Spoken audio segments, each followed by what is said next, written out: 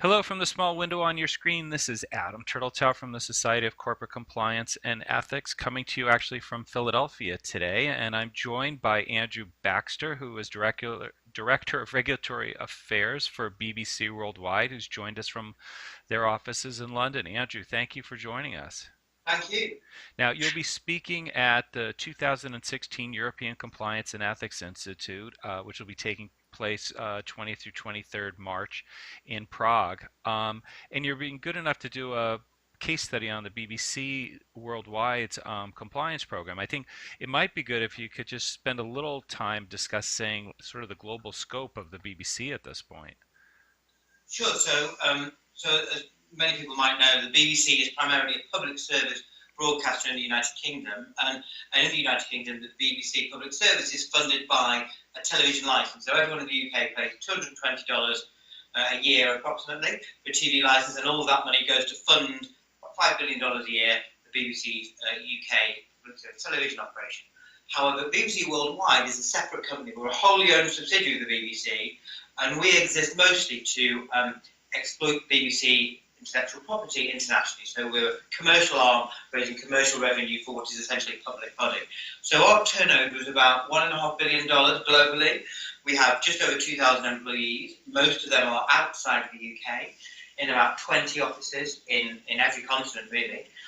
We sell programming into over 200 territories. We operate channels, we operate digital media businesses, and we also do have production offices, one in LA, one in Paris, also in India. And we also put a live event. So we have quite a broad range of media businesses. So what are some of the legal regulatory risks that you face that you'll be addressing at the meeting? Sure. So our overall regulatory position is that because the BBC is a public body and because we're publicly funded in the UK, our commercial activity is quite closely governed by a regulatory framework. So everything the BBC does by Royal Charter, a British kind of regulation, but it's a Royal Charter, determines that everything we do must support the BBC's public purpose objectives. It must not jeopardise the BBC's reputation. It must be commercially efficient, and it mustn't breach competition and state aid laws. So that's our overall regulatory framework. But beyond that, and especially because we're under a huge amount of public scrutiny and media scrutiny in our home market, we need to make sure that we are best in class on health and safety, child protection, anti-bribery, corruption, all of the things that everyone else has. Our risk isn't shareholder price or shareholder value. Our risk is damage to the reputation of the BBC, which obviously is a highly respected public body in the UK. I think it's really interesting because I think most people don't realize that you really make the point that every institution operating globally has to be aware of the compliance and ethics issues. And I imagine you also have a lot of data protection issues given that there's an online component as well. No, absolutely we do, yeah. And then any preview of some of the things you're talking about, any advice that you can give people right now?